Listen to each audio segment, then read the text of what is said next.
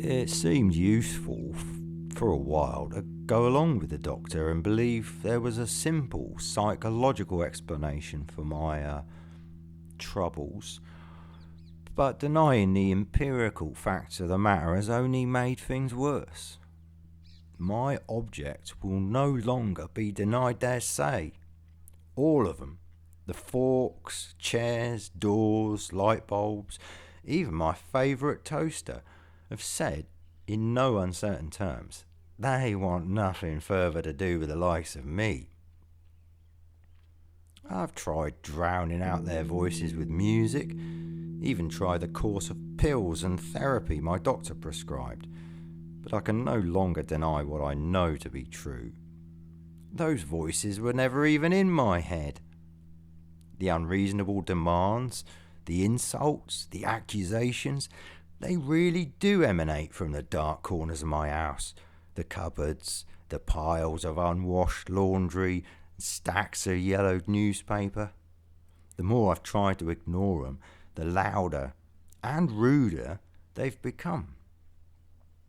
That's not all. Objects feel different now. Not so much the physical sensation of things when I touch them, which is coincidentally true, but rather it feels like they just don't want to be touched by me. In my lowest moments, I even toyed with the idea that there were some small gods, household gods, involved in my despair, like very minor ones, local to just my house. The sort of gods who have nothing better to do than make my life more difficult than it needs to be, perhaps for a moment's distraction from their own pointless existence. Something must account for the extreme difficulty I have in grasping anything. I've heard that gravity is a weak force. That's nothing compared to my grip on reality.